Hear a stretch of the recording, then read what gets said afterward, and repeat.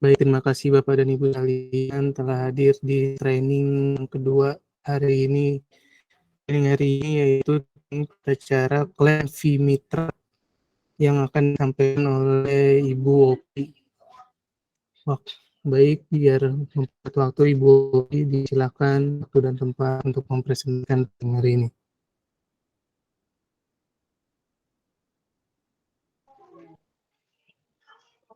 Assalamualaikum warahmatullahi wabarakatuh. Selamat siang semuanya.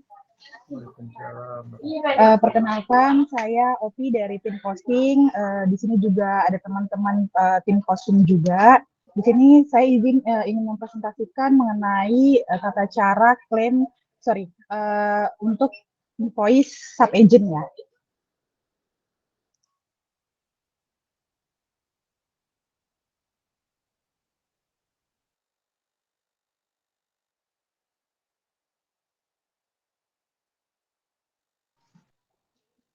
Untuk share screen-nya sudah kelihatan, Mas Wahyu? Amat terlihat. Oke.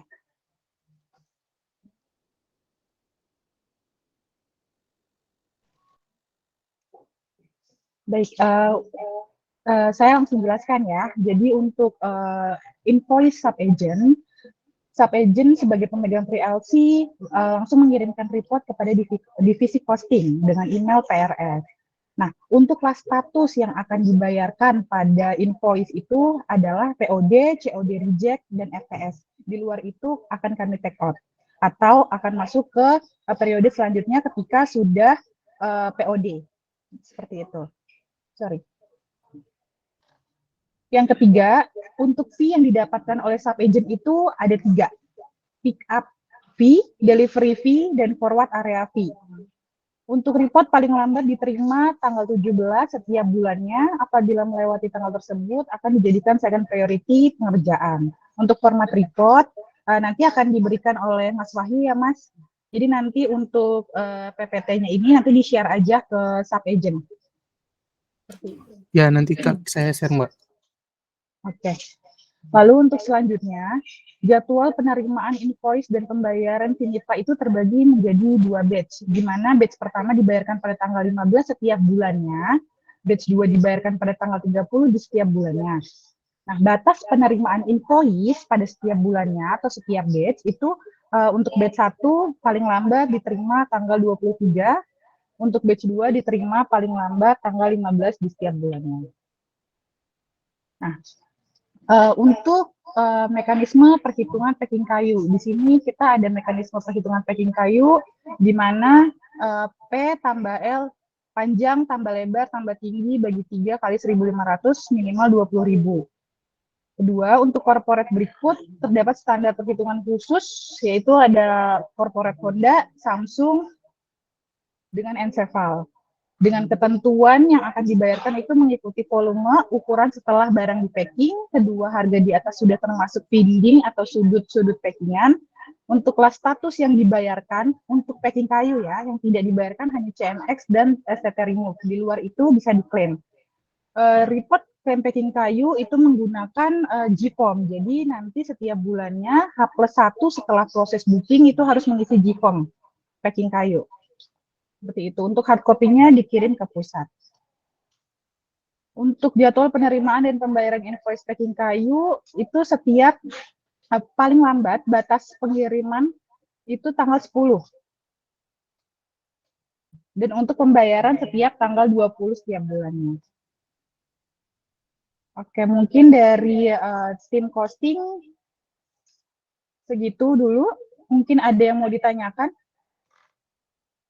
Silakan yang ingin tanya masih belum paham. Baik, baik Bapak Ibu, terima kasih banyak Mbak Opi sebelumnya atas informasinya. Jadi untuk semua fee yang nantinya akan didapatkan Bapak Ibu itu harus diklaim. Jadi kan nanti Bapak Ibu berhak melakukan klaim itu yang pertama pick up fee, kemudian delivery fee atau DTPOL, kemudian forward area fee. Nah, nanti di PPT ini Bapak Ibu bisa mengklik format reportnya seperti apa, gitu ya. Format reportnya mungkin boleh di showing Mbak, gambaran aja untuk report fee-nya.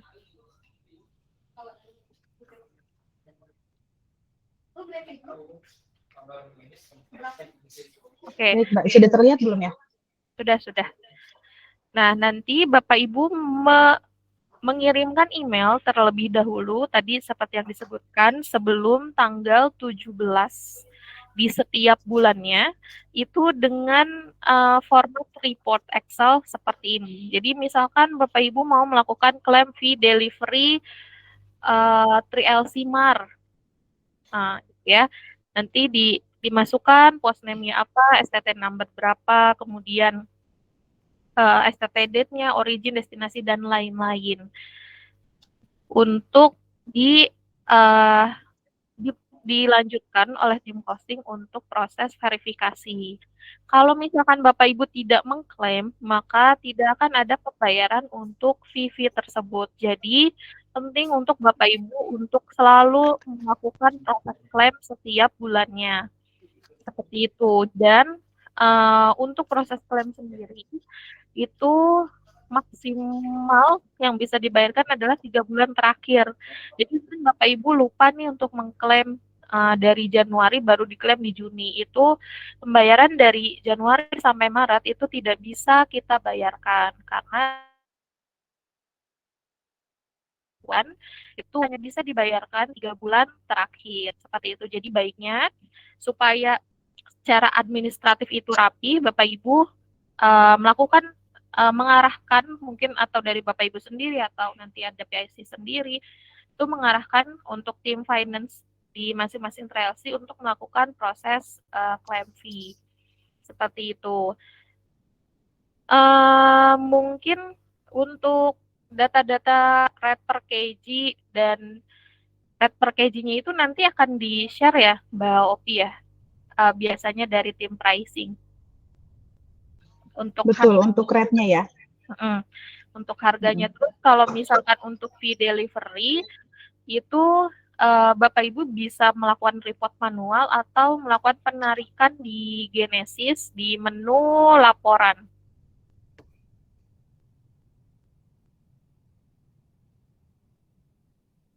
Nanti di menu laporan itu ada yang namanya laporan pengiriman.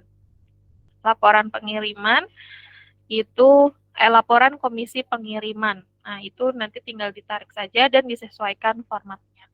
Seperti itu. Oke. Baik, ada yang ingin ditanyakan Bapak Ibu sebelumnya terkait proses claim fee ini? Karena ini cukup banyak ditanyakan biasanya trail ini nanya gitu. Kayak gimana ya cara claim? Mbak Mutia, Oh iya, Mbak Mutia, maaf Mbak. Ini yang paling apa namanya? Yang paling pentingnya nih Mbak untuk sub agent ingin mendapatkan invoice yang pasti untuk PKS atau legalitas harus sudah ada terlebih dahulu. Jadi kami akan melakukan invoicing setelah PKS dan legalitas lengkap kami terima. Gitu. Sebelum PKS atau legalitas kami belum terima, itu tidak akan kami proses invoicingnya. Seperti itu. baik. Baik, jadi nanti dari tim network kan akan mengirimkan soft copy untuk direview terlebih dahulu untuk masing-masing PKS di TLC. Jika sudah sesuai, silakan Bapak Ibu segera melakukan print. Nanti saya infokan untuk semakin cepat Bapak Ibu mengirimkan kembali untuk surat penunjukannya, maka semakin cepat juga nih secara administratif itu rapi. Oke, ada yang ingin ditanyakan Bapak Ibu terkait proses klaim fee? Untuk subjeknya berarti bebas ya, Ibu Opi ya? Nanti akan aku kirimkan juga sekalian untuk format emailnya seperti apa, terus kemana aja, nanti aku info. Aku kasih datanya ke Mbak sekalian nanti sama MOM-nya. Ya.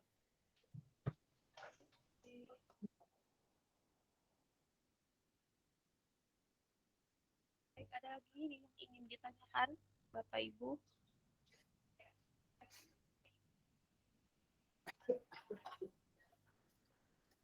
Silakan yang bertanya, silakan bertanya yang masih bingung lebih paham.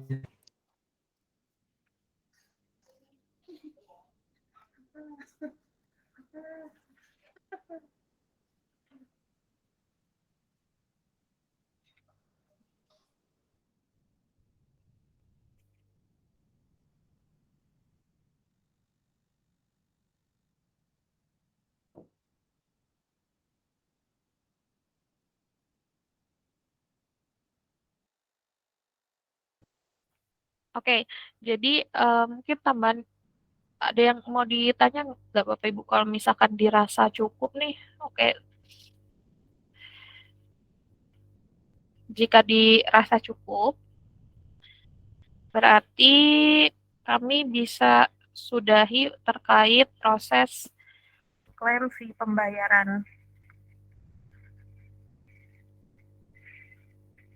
Ya, berarti di summary lagi ya. Jadi nanti Bapak Ibu mengirimkan report sebelum tanggal 17, kemudian nanti akan diproses di pengiriman report di tanggal 17, nanti ada pengiriman invoice dulu ya Mbak Opi ya, untuk Betul Mbak Mutia. oleh Untuk TLC. betul. Untuk ditandatangani oleh TLC. Kalau misalkan tidak sesuai, gimana Mbak proses banding? Misalkan Akan dilakukan revisi. Gimana Mbak suara? Kalau misalkan, jadi gini, kalau misalkan memang ada revisi atau tidak sesuai dengan nilai invoice-nya, nanti kami akan masukkan ke dalam batch 2. Sudah pasti masuk ke dalam batch 2 karena harus dilakukan pengecekan kembali. Biasanya yang dilakukan banding atau revisi itu ada di DTPOL, Mbak. Oke. Untuk proses bandingnya seperti apa Mbak Opi? Via email kah atau seperti apa? Kalau untuk proses banding melalui SF. Oke, berarti open ticket ya Mbak ya untuk banding DTPOL. Betul. Ditujukan kepada tim CS dulu, pasti habis itu helpdesk.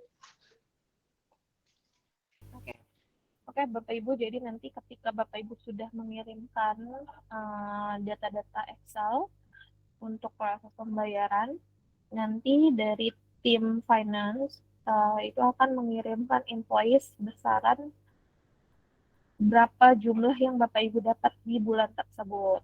Kalau kan Bapak Ibu sepakat dengan jumlah tersebut, Bapak Ibu bisa tanda tangan invoice tersebut dan juga mengirimkan hard copy ya. Hard copy, invoice, dan juga STT-STT-nya ya Mbak ya?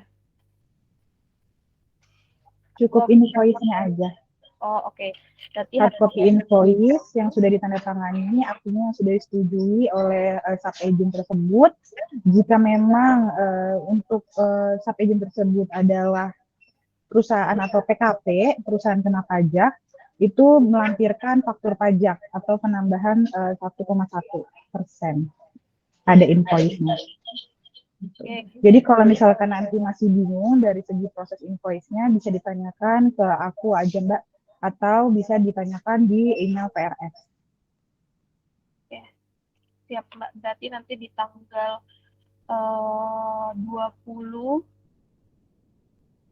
20 itu nanti dari tim finance maksimal akan mengirimkan invoice, jika setuju nanti ditandatangani dan dikirimkan ke FQ. Paling lambat untuk masuk di batch 1 itu di tanggal 23 untuk pembayaran tanggal 15 setiap bulannya. Tapi kalau misalkan lebih dari tanggal 23 berarti masuk ke batch 2 untuk dibayarkan di tanggal 30 di setiap bulannya. Oke. Bisa dimengerti ya Bapak Ibu ya terkait klaim pick up fee, kemudian delivery fee, terusan forward fee, terusan atau middle mile fee itu juga perlu diklaim. Kemudian biaya packing kayu dan lain-lain. Jadi nanti kan di PKS tersebut kami akan melampirkan fee apa saja. Nah, untuk rate yang Bapak Ibu klaim sebagai forward area fee itu adalah rate yang sudah ada di PKS tersebut. Misalkan kecamatan ini rate-nya 5.000, sarannya adalah segitu, nanti dikalikan dengan tonase. Oke, sepertinya cukup Mbak Opi dipahami karena tidak ada yang bertanya terkait proses klaim fee ini. Jadi terima kasih banyak Mbak Opi atas informasinya. Nanti untuk format email, subjek, dan juga siapa aja tolong dikirimkan agar bisa kami blast ke masing-masing relasi. Kalau kayak gitu, terima kasih banyak Mbak Opi. Selamat siang. Baik Mbak Mutia, selamat siang untuk semuanya. Terima kasih Bapak Ibu semuanya. Ya, baik. Baik, saya kembalikan ke moderator. Baik, terima kasih semuanya. Diingat kembali untuk absennya, mohon isi ya. Baik, ini kita cukupkan untuk besok, training dimulai jam 11 seperti biasa. Baik, terima kasih Bapak dan Ibu atas waktunya. Selamat siang.